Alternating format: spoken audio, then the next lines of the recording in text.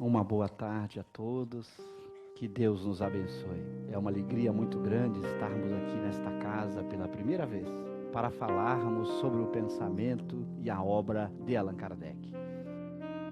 Bom, vamos para a primeira pergunta. O que é Deus? Veja que a pergunta ela é muito importante. Quando você está querendo saber o que, quando você faz a pergunta que em filosofia, imagina que você fala, o que é o homem? Você pode dar algumas respostas possíveis. Primeiro, você poderia dizer assim, o homem é um ser que pensa, sente e quer. Isso é o que a gente chama em filosofia, dizer o que essa palavra homem significa de forma rápida, para que se você estiver lendo um texto, você fazer uma referência muito rápida. O que é o homem? É um ser que pensa, sente e quer. Olha que coisa boa. Ou, se quisesse usar uma caracterização que vem na história de Aristóteles, o homem é um ser racional, ou animal racional. Mas você poderia perguntar, não, eu não quero só isso. Estou perguntando o que é a natureza física desse homem. Então ele é formado de átomos tem tal coisa, ele tem células, as células são assim, essas células constituem órgão, tem diversos órgãos, esses órgãos formam o corpo. Eu estou dizendo que é o homem agora, do ponto de vista da sua natureza física. Eu quero, como se eu quisesse entrar dentro dele para saber o que é. Ok? Quando Kardec pergunta o que é Deus, vem a primeira resposta, que é Deus é a inteligência suprema, a causa primária de todas as coisas. Então veja que essa resposta, que a gente chama em filosofia, resposta nominal. É uma resposta que todas as vezes que você usar a palavra Deus, a pessoa tem que pensar em causa primária e inteligência suprema. Você ainda poderia perguntar, mas eu quero mesmo saber o que é Deus. Ele tem célula, matéria, de que ele é formado? Bom, essa é uma outra questão, que a gente vai descobrir mais adiante, que a gente não tem condição de saber. A gente sequer sabe o que é a alma, a não ser que é um ser que pensa, sente e quer. Mas qual é a natureza da alma? A alma é feita de quê? Esqueça. Se eu não consigo saber nem de que é feita a alma, não adianta eu perguntar de que é feito Deus. Então, os Espíritos vão dar a chamada resposta nominal. Quando você empregar o nome Deus, você deve entender como causa, inteligência suprema e causa primária. Mas a leitura da resposta tem que levar você a refletir. O que diz o Espírito? Inteligência suprema, causa primária. É muito comum você explicar isso. O que é uma inteligência suprema? O supremo é o que é maior que tudo, maior que todos. Significa que não tem uma inteligência maior que a de Deus. Essa é o supremo. Causa primária de todas as coisas. De tudo que existe foi por ele criado. Ele é a causa de tudo o que existe. É a causa primeira ou primária. Primária é sinônimo de primeira. E em francês, se você botar aqui, você vai ver que em francês é première, que pode ser traduzido como primeira ou como primária em português. Ok? Se você faz uma tradução mais literal, é primeira. Se você faz uma tradução mais erudita, o Guillaume que traduziu a versão ali que a gente usou da questão, é mais erudita, ele usou, mas no dicionário podem ser lidos como sinônimos. Okay? Causa primeira, significa que não tem uma causa antes dele, por isso ele é a primeira. Não pode perguntar assim, quem causou Deus?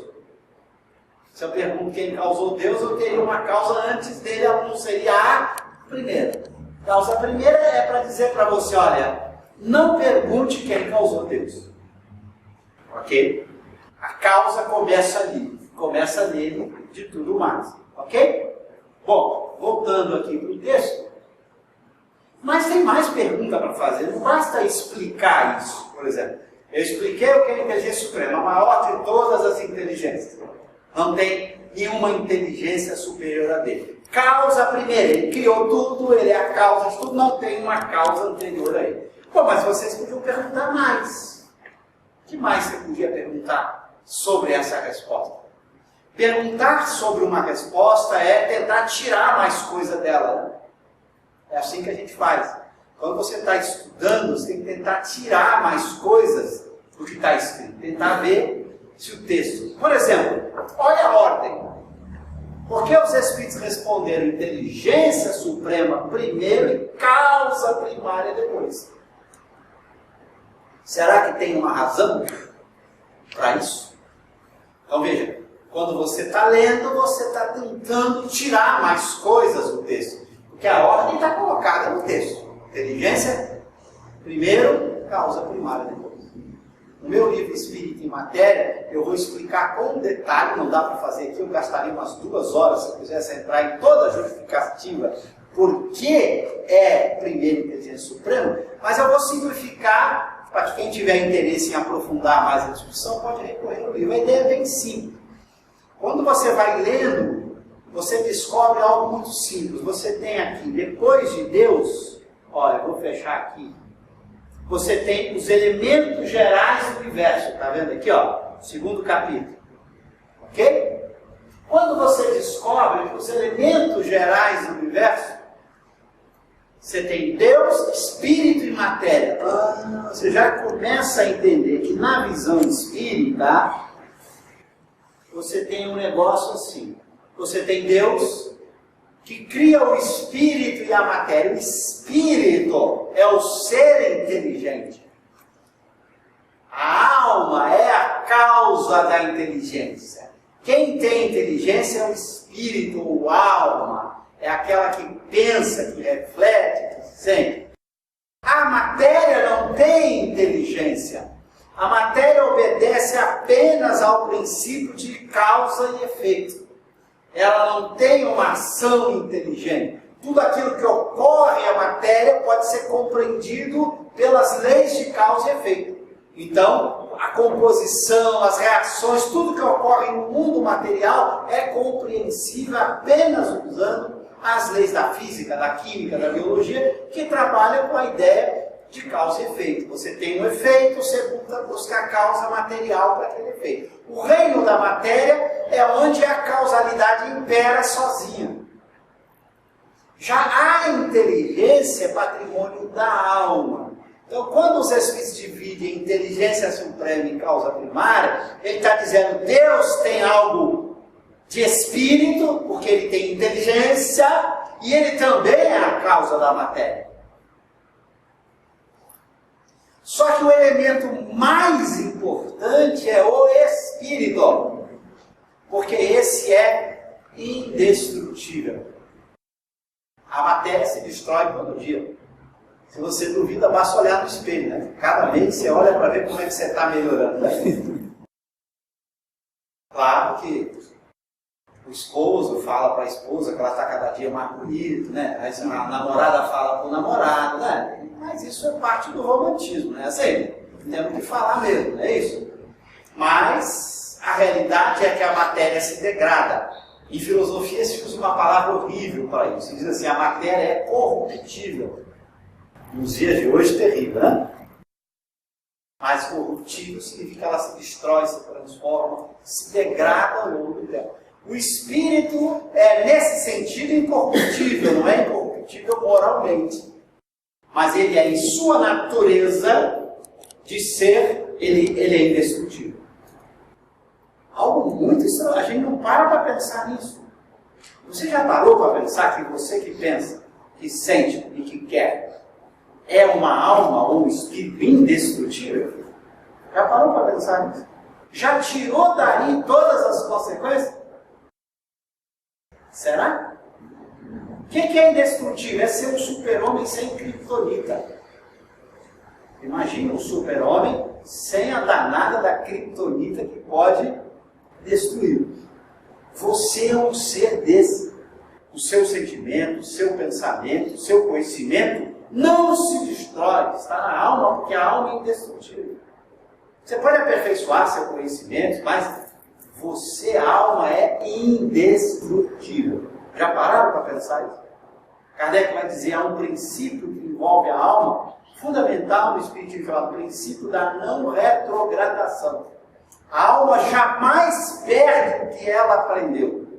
Mas por que ela jamais perde? Porque está guardado na alma, não no corpo. Se tivesse guardado no corpo, destrói o corpo, perde aquilo. Por exemplo, você sofre um acidente grave, tem perda de massa encefálica, você pode perder a memória. Aí fala, o fulano perdeu a memória. É uma forma figurada de dizer. Para o materialista do mundo, o cara perdeu a memória. Para o espírita não perdeu. Aliás, Kardec faz experiências evocando espíritos desse tipo por um médium saudável e ele conta tudo. Até estão falando dele quando ele estava naquele estado. Ele escuta tudo. Kardec evoca espíritos que na época eram chamados de estados de homens que estavam em idiotia profunda ou de alto grau acentuado. Ele evoca um jovem que estava presente numa sala contígua.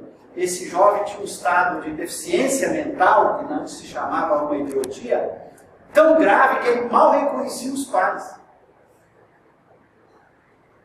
Quando ele é evocado, comunicando por meio do médium, ele conta tudo. O que diziam dele, porque as pessoas contavam piada, falavam dele. Ele contava de suas vidas passadas e dizia até porque ele tinha escolhido o corpo daquele jeito.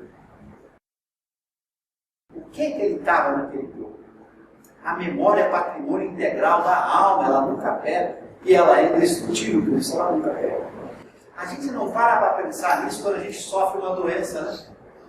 O sujeito fica doente, claro que ele tem que se tratar, mas ele tem que olhar para o corpo como uma ferramenta que ele trata porque ele tem que fazer bom uso da ferramenta. Mas ele não é o corpo. Você não é esse corpo. Seu corpo é uma ferramenta que você tem que cuidar, porque você precisa usar a ferramenta para tudo. Mas você é a alma. O que pior pode acontecer com você? Morrer. Mas tu não morre. O corpo pode desaparecer. A alma continua. O consolo quando uma mãe perde um filho, a esposa, o marido, não é dizer tinha que acontecer, chegou a hora dele. Isso não é consolo. Consolo é dizer ele não morreu. Continua. Você pode conversar com ele, se comunicar com ele. Todos os dias, ao dormir, você pode orar ao seu anjo guardião para que encontre ele durante o sono. Você pode conversar com ele por meio da mediunidade, pelo pensamento, pela prece. Ele não morreu. Esse é o grande consolo. Não dizer que estava na hora. Aliás, tinha um filósofo materialista que alguém disse para ele, estava na hora, logo na minha hora. Por que não estava na hora do outro? Que Deus é esse que leva o meu filho de 6 anos de idade? Não levou seu filho, como? Foi. Como iria? Ou com 6, ou com 7, ou com 10, ou com 20. Alguns teimosos aos 100, 110, mas vai, né? O mais teimoso você vai. Seu corpo vai. O espírito continua livre, tendo suas diversas existências e imortal. Aí não para pensar. A gente entra em desespero, pânico diante de uma doença. O corpo vai ter que estragar mesmo. Qual a diferença de morrer aos 30 ou aos 40? Para para pensar. Vai morrer do mesmo jeito. O importante é viver bem enquanto tem o seu tempo. Para que você tenha que voltar menos vezes no mundo corporal.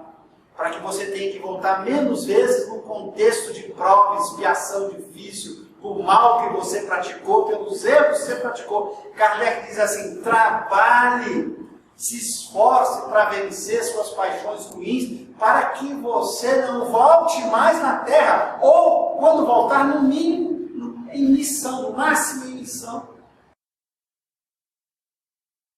Porque o objetivo da vida corporal é o desenvolvimento intelecto-moral durante o tempo que aqui a gente está. Então aproveite o tempo para estudar, para renovar o mundo interior, para resolver problemas do sentimento, da emoção, aprendendo a vencer o ciúme, a raiva, o ódio, a mágoa, a tristeza, porque você é um espírito imortal. Você não foi feito por um corpo grosseiro como ele. Esse não é você. Eu digo que todos os dias, quando eu olho no espelho, o corpo me convence disso. Ou quando eu visito um hospital, ou quando eu visito alguém que está nas últimas, cada dia eu sou convencido. Eu não sou aquilo. Ninguém é o corpo. Nós somos uma alma extraordinária. Que temos uma vida imortal para sempre. Vamos viver muitas vezes, vamos aprender muitas vezes. E cada vez que você aprende rápido, que você elimina as emoções ruins, que você cultiva bons pensamentos, você vai demorando mais a vir em mundos de provas e expiações, e você vai evoluir para mundos melhores, onde o corpo não tem essa densidade, onde o corpo não tem essa materialidade que causa doença tão fácil. Você vai avançando no seu processo evolutivo.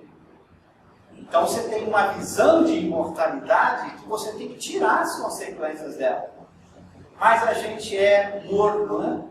A gente não segue aquela recomendação do Cristo, sim, sim, não, não. Você pergunta para a pessoa se acredita, nem acredito.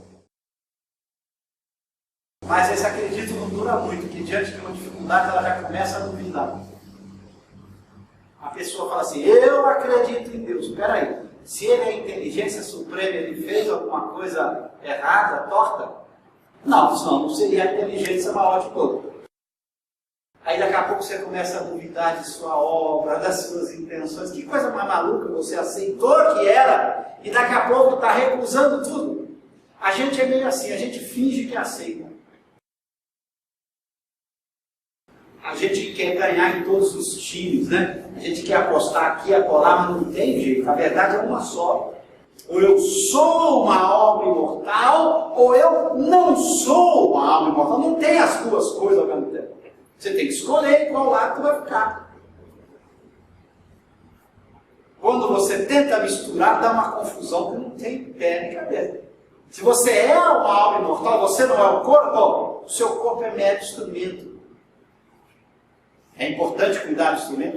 Ninguém deve desprezar o instrumento, maltratá-lo. Ele é instrumento. Instrumento, quanto mais novinho, bem tratado, melhor eu vou fazer uso dele. Mas ele é instrumento, não sou eu. Vai chegar uma hora que ele vai destruir, vai.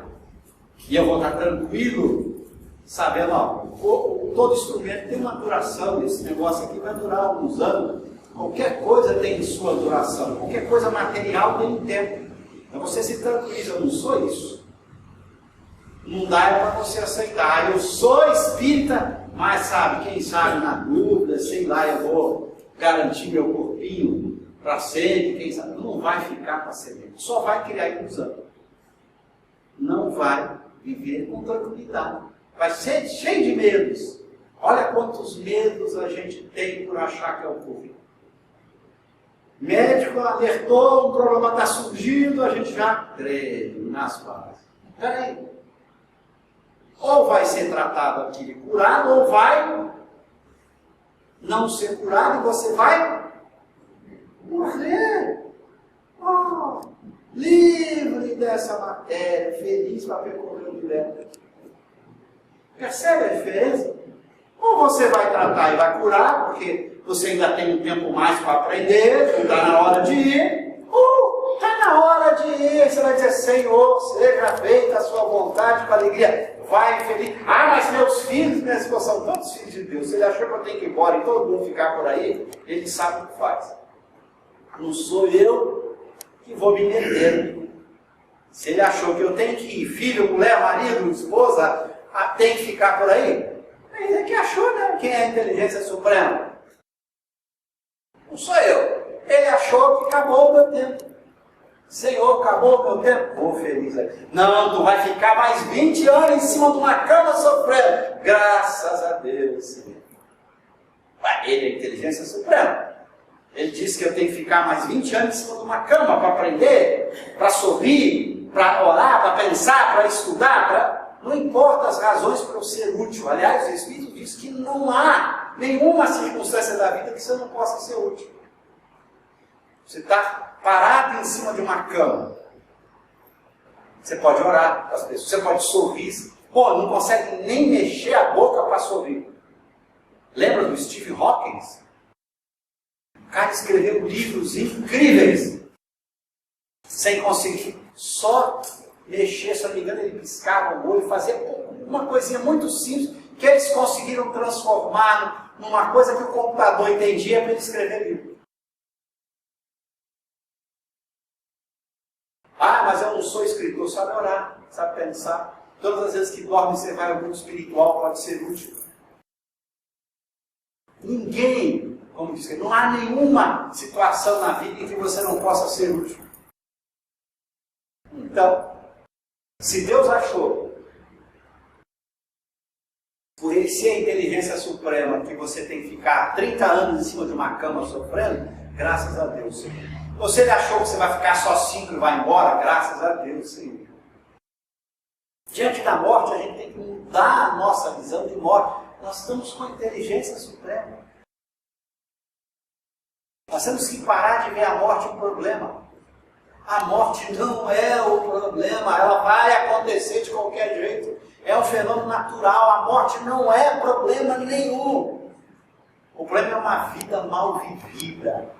Esse é o problema. Uma vida com ciúme, com inveja, com violência, com agressão. Esse é o problema, porque eu vou carregar essas emoções após a morte. E vou ter que reencarnar. Se eu, com essas emoções, fiz mal para muita gente, vou ter que reencontrar essas pessoas para refazer caminho. Esse é o problema. Ao invés de eu ir avançar rápido, eu criei um montão de problema que vai me manter presos a pessoas que eu tenho que ajudar, porque eu criei problemas para ela. O problema não é a morte, é uma vida mal vivida. Esse é o problema. Então a gente vai mudando. Quando você pensa nisso, eu estou diante da inteligência suprema, máxima, que sabe tudo, que pensou o melhor, suas decisões são as melhores de todas, não existe nada melhor do que a decisão divina, a escolha divina. Aí você se tranquiliza. Então você seja materialista, não tem Deus. Mas a gente percebe como a gente não pega, nem larga. Imagina se ao invés da gente pegar ou largar, a gente fica assim, segurando frouxamente. Por isso nós somos muito infelizes. A gente vive inseguro, a gente vive com ansiedades inúteis, porque a gente não pegou. Ou Deus existe ou não existe. Se ele existe e a inteligência suprema é isso. Se ele não existe, então vai viver como um materialista, egoísta, exclusivamente nele. Aliás, o materialista tem um problema gravíssimo, sabe qual é? Nem nos filhos dele ele pode pensar. Por quê? O filho dele não vai morrer? O materialista devia raciocinar assim: eu sou este corpo, não tem alma. Eu vou gozar esse corpo enquanto eu posso. Se o meu filho entrar no meio, não me interessa, não quero saber, porque ele também vai morrer, não é meu filho, não vai ficar, ele vai desaparecer como eu. Então eu vou preocupar com alguma coisa que vai desaparecer como eu? Vou preocupar só comigo enquanto eu estou vivo. O materialista, para ser coerente, ele tinha que ser um egoísta absoluto, viver para ele, exclusivamente para ele. Porque tudo vai acabar, ele, os filhos, a esposa, os amigos, tudo vai desaparecer. Ele também fala: enquanto eu estou aqui não desapareci, deixa eu gozar essa vida o máximo possível. Qualquer que seja o meio que eu use, se eu precisar matar, ferir, roubar, passar por cima de qualquer um, eu vou passar. Porque eu vou viver só 70, 80 anos, deixa eu gozar esses 70, 80 anos o máximo. Essa seria a consequência do materialismo levado a sério. Se o sujeito levar a sério o materialismo, ele vai ter um problemão para enfrentar. A gente é meio morno, a gente é espírita e materialista ao mesmo tempo, uma coisa maluca. A gente acha que Deus é a inteligência suprema, mas na hora que a coisa aperta, larga. Não, meu corpinho sou eu, não sei não, quero morrer não sei o que, fica desesperado. Peraí, não é questão de querer ou não morrer, quem manda é o cara, né? Se ele acha que eu vou morrer, ele fica feliz, ele acha que eu devo ficar feliz. Você não fica querendo morrer ou querendo viver, ele é que sabe, né? Se ele acha que eu tenho que ficar mais 10 anos, eu vou ficar feliz e vou usar esse tempo da melhor forma possível. Mas se ele acha que eu tenho que ir embora agora, também irei feliz, porque ele sabe o que faz. Mas é fácil falar, né? Fazer palestra é uma beleza, é tão fácil falar, né? O problema é quando chega ali, né? Vem a doença, vem a perda do ente querido, vem uma catástrofe econômica, a perda de um emprego, e aí você já pânico. E a coisa mais curiosa, os templos religiosos de todas as naturezas estão cheios, mas a maioria das pessoas ali estão para resolver problemas corporais. Olha que coisa curiosa. Resolver um problema no corpo que vai desaparecer. Para pensar nisso. Você pega um vestido e começa a remendar. E o vestido vai desaparecer daqui a 2 dias, e você gastando um trabalhão. Olha, a gente não para pensar nisso. A maioria dos templos religiosos, as pessoas vão, a maioria das pessoas, preocupadas em resolver problemas corporais. A gente está preocupadas em resolver problemas da alma. Porque é a alma que vai. Aí ele cuida tanto do corpo, continua ciumento, egoísta, vaidoso, invejoso, agressivo. Durou 80 anos, chega do lado de lá, é um pobre de espírito. Vai voltar para mundos desses ou piores, vai ter que refazer caminho em condições piores, enquanto ele podia estar livre como espírito. Demorar 1000 anos para voltar no mundo corporal, vivendo uma vida livre de um super-homem sem criptonita, percorrendo o espaço. Não. Ele cuidou só do corpo, esqueceu a alma. É cuidar do corpo, mas como ferramenta, e não como sendo ele a sua essência ou realidade. É uma ferramenta que tem que ser bem tratada da melhor forma possível para que eu faça bom uso dela. Então ninguém vai buscar a dor, o sofrimento, não vai deixar de buscar um tratamento. Ninguém está dizendo isso. Você vai buscar um tratamento, vai buscar aliviar a dor, vai buscar ficar com o corpo saudável, mas você não é o corpo. Nunca esqueça disso. Se você acha que você é o corpo, você não estudou nem entendeu o espiritismo. Então, quando você olha para essa pergunta, você fala, meu Deus, Deus é a inteligência suprema, a causa primária de todas as coisas. Tire todas as consequências disso. Pegue, não largue, não toque, só pegue e leve isso a sério. Você vai ver que você vai se tranquilizar. Um dia ele estava no avião, começou a dar problema, a pessoa que estava no avião lá, o senhor não está com medo de morrer. Eu falei, se Deus achar que chegou a hora, vamos ver isso aí. Se ele achar que não, a gente vai aprendendo a se tranquilizar, qualquer que seja a circunstância. Apareceu uma doença, vai ter que se tratar. Vamos tratar. Ou ela vai curar, ou ela vai me matar. As duas coisas são ótimas. Já reparou que nós não temos coisa ruim? Todas as duas coisas seriam ótimas. Ou você vai se curar, ótimo, porque você vai ter uma ferramenta para continuar usando, ou você vai morrer, ótimo, porque agora você vai usar de outras ferramentas que não mais dessas. Olha como tudo é ótimo, olha como Deus é sábio, isso é inteligência suprema. Só que a gente foi treinado no materialismo. Uma visão de um Deus humano, como a gente, cheio de paixões, cheio de defeitos. Um ser humano, ele não é tão... A gente começou a botar defeitos, porque a gente passou a fazer Deus a nossa imagem e semelhança. A gente foi criando em Deus a imagem do homem. E aí, como a gente não confia muito no ser humano, né? A gente passou a não confiar em Deus. A gente acha que aquele velhinho já está meio gaga, sentado no trono, já cansado. Então, esta visão materialista equivocada faz com que a gente tenha muitos medos, muitos receios que não precisava. E a gente aproveita menos a vida para aproveitar ao máximo, sendo útil, aprendendo, enfrentando as emoções ruins, que é o estudo da alma. O Espiritismo nos traz, ok? Mas você poderia, como eu comecei lá, quando você fala que Deus é a causa primária de todas as coisas, você começa agora a responder a pergunta que é o tema que foi colocado. Se ele é a causa, ele não é o próprio ser que ele produziu. Então Deus não se confundiria com a natureza, com o universo que ele produziu. Aí se você diz que Deus é transcendente, está fora, deixa eu ligar. A não ser que você seja um filósofo materialista, por exemplo, como Spinoza, que acha que a natureza é Deus. Que nós estamos dentro de Deus, que tudo é Deus, nós somos parte de Deus. Não é a visão espírita. A visão espírita é que Deus é a causa primária de tudo. Então ele transcende a obra, ele não está, ou ele não é a própria obra. Então você tem aí o que a gente chama de conceito de transcendência. Está fora dele. Está fora da própria obra no sentido de a causar. Mas, por outro lado, a gente não vai ter tempo, mas aí o item mostra ali, ó, provas das atributos da divindade, não. É o segundo. Lá dentro, quando Kardec vai falar dos atributos, ali dentro eu não vou entrar porque não vai dar tempo, ele vai abordar a providência divina.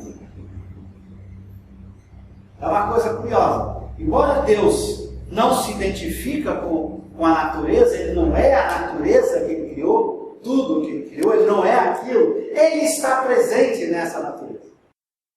Ele está nela, sem ser ela. Então você tem aí um conceito também de imanência, em que imanência está dentro dele. Ele está na natureza, sem ser a natureza. É uma coisa um pouco diferente. É parecido com a alma no corpo. Muito parecido. Aliás, essa metáfora que os espíritos usam para tentar explicar essa ação divina.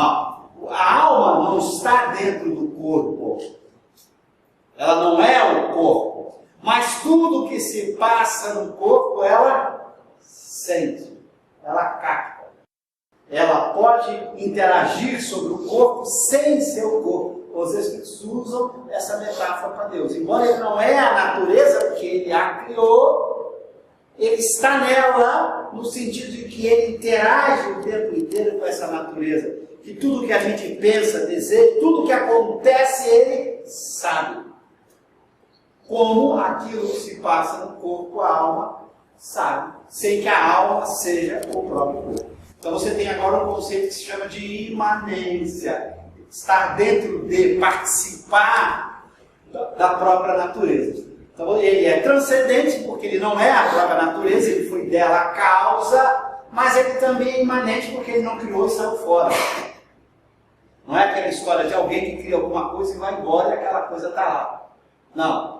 Ele cria a natureza com tudo que existe e está atuante permanentemente dentro dela. É por isso que na visão, que já é cristã de muito tempo, diz que nós estamos como que mergulhados em Deus. Deus está em nós estamos em Deus. Mas não é no sentido de que ele é a própria natureza, mas que ele está presente nessa própria natureza. Claro que a gente não consegue entender de que maneira ele está, a não ser fazendo metáforas como essa. Como a alma, que não é o corpo, está no corpo. Mas a gente não consegue saber exatamente como é. Por quê? Porque a gente tem um problema de saber a natureza de Deus.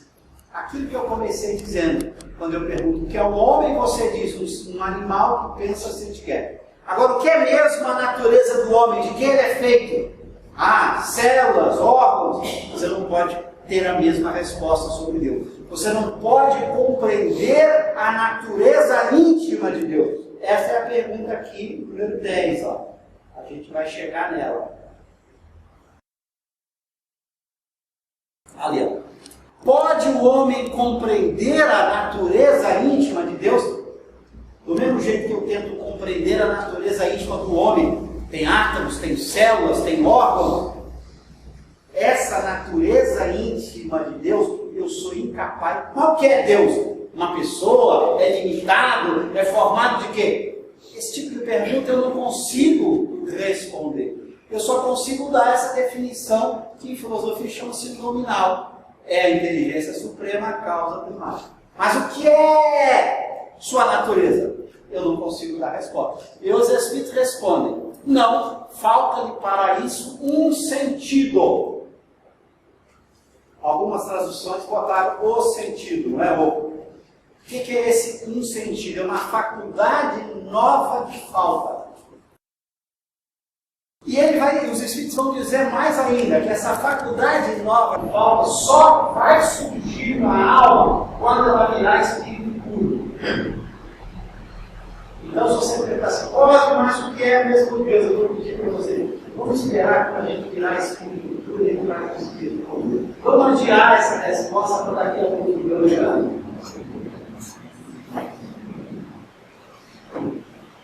Mas onde você tirou isso? Não está escrito isso aqui. Não. Por isso a Kardec pede ajuda você.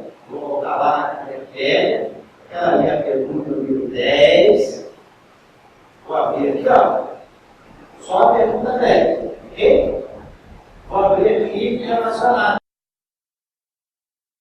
vai descobrir que existe um lugar na obra Gênesis em que Kardec explica isso. Ali.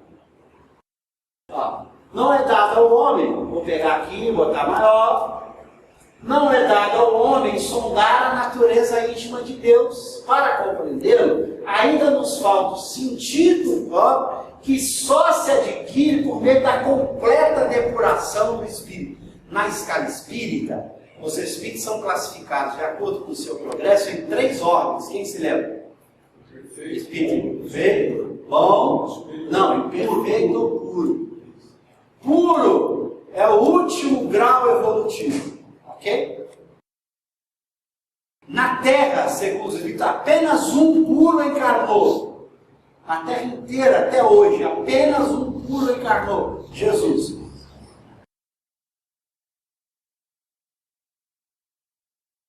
Só para vocês terem uma ideia, 3 ordens: perfeito, bom, puro. Nós estamos onde? Na última, mais atrasada e perfeita, ou no meio, bom? É só fazer uma pergunta para vocês, vocês vão me responder, eu sei. Quer ver? Eu vou perguntar, se vocês forem honestos, vocês respondam, e de acordo com a resposta eu vou dizer para vocês. Mas eu vou até adiantar. Se você disser sim para a minha pergunta, é uma pergunta de sim ou não, bem fácil. Só tem que dizer sim ou não, ok? Se você disser sim, você está no último nível, terceira aula. Se você disser não para essa pergunta, você já é para a segunda aula. Já comecei? Ok? E a pergunta é, todo mundo entende, é assim, vocês sentem, sentir, não é pensar nem querer. Vocês sentem, de vez em quando, não precisa ser sempre, basta ser de vez em quando. Vocês sentem de vez em quando tristeza, ciúme, mágoa, raiva, ódio. De vez em quando, não precisa ser sempre não, de vez em quando. Alguém aqui disse não? Então estamos todos na terceira aula. Sejam bem-vindos ao meu time. Que beleza, todo mundo no mesmo nível, né? Terceiro mundo. O que acontece com os bons? Só tem sentimentos bons, ou paixões boas. Aí, mas o que sobrou para o puro? Não tem nenhuma paixão, nem boa, nem mal. O seu sentimento é de uma pureza absoluta. O que é um sentimento de paixão? É o sentimento que tem influência na matéria. Os puros não têm nenhuma influência. O amor de um espírito puro não é um amor que a gente sente. É de uma categoria que a gente mal consegue imaginar. Não tem nenhuma marca da matéria. Eles alcançaram a independência absoluta, não ocupam mais mundos materiais. Não dá para a gente imaginar o que é isso. E Jesus já era puro desde a origem do planeta, porque ele foi um dos responsáveis pelo planeta na sua origem. Ou seja, ele já era puro há mais de 4 bilhões de anos atrás. O que ele tem de tempo de pureza, a gente não tem nem de existência aí.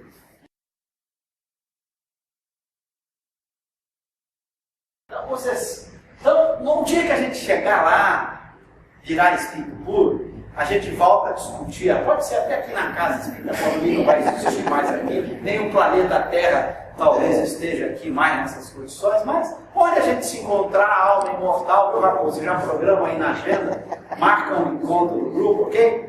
Para quando a gente virar espírito puro, a gente voltar à discussão. Porque esse sentido, ou essa faculdade, só quando a gente virar espírito puro. Mas se não pode penetrar a essência, Kardec vai comentar, eu não vou continuar, eu só queria dizer que a explicação da pergunta número 10 está aqui, né, gente? Por isso a Kardec pede, ela procura em outras obras o que ajuda você a entender alguma coisa, ok? Então não é o Cosme, é Kardec. Está claro isso? Bom, mas aí você fala, bom, e agora? E sobre Deus então?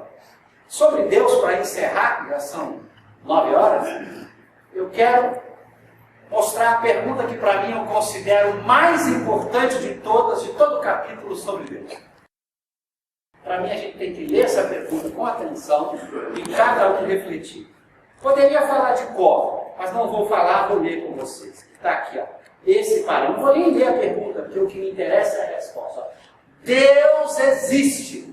Disso não podeis duvidar, e é o essencial. Crede, não vades além. Ah, não, mas eu não quero só saber que ele existe, eu quero saber o que ele é, qual é a sua natureza. Não vades além. E ele justifica.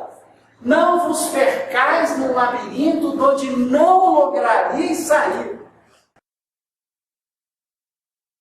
Não perder tempo de entrar. Spinoza lá vai escrever todo o livro para tentar mostrar que Deus é a própria natureza, a natureza é Deus, um livro complicadinho. Filósofos tentam escrever sistemas e mais sistemas. Esqueça. A gente só vai compreender Deus quando virar espírito puro. Então, guarde a viola, sossega o fardo, menos pretensão, deixe esse assunto para depois. Isso não vos tornareis melhores, antes um pouco mais orgulhosos, pois que acreditariam saber, quando na realidade nada saberia. Se você tentar mergulhar, como faziam discussões infernais na teologia sobre Deus, você só vai ficar cheio, achou nada, você vai criar um sistema sobre o sistema, vai se encher de orgulho achando que sabe alguma coisa e você não sabe nada. Agora vem a parte fundamental dos Espíritos.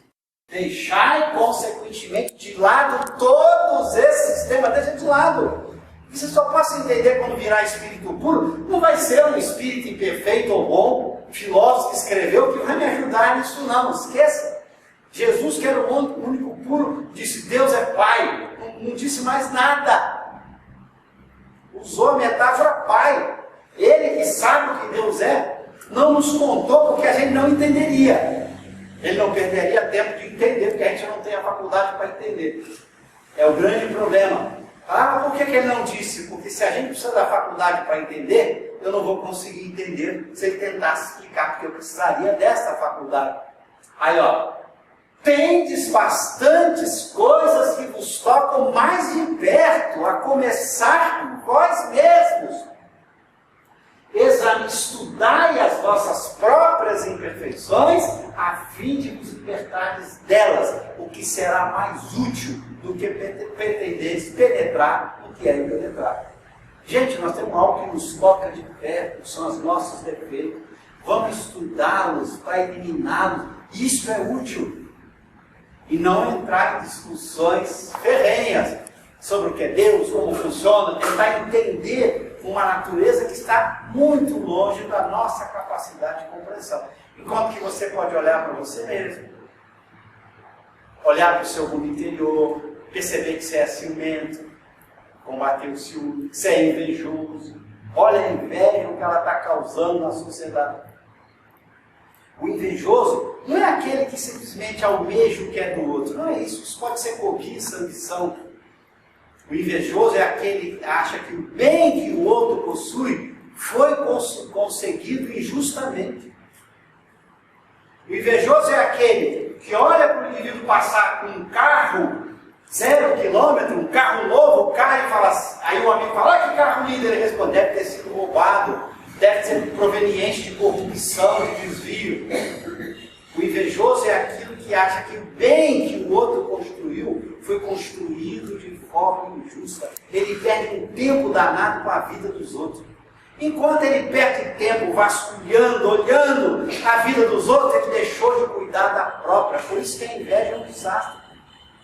A gente fica horas e horas no Facebook, em tudo a gente quer saber da vida dos outros, perdendo um tempo precioso. Eu tenho 80 anos de vida, 70 anos de vida, estou perdendo um tempo precioso cuidando da vida dos outros, esquecendo da minha vida. Eu continuo com ciúme, com tristeza, com inveja, com mágoa, com raiva, ódio. Sou pouco útil para a sociedade, ajudo menos as pessoas. Eu estou perdendo um tempo precioso por conta desse negocinho chamado inveja, em que a gente fica bisbilhotando a vida dos outros para achar injustiça. Fulano, Beltrano, Ciclano. E quando alguém compara, a gente já quer botar um defeito, porque a gente se preocupa demais com os outros. Olha como a inveja nos destrói.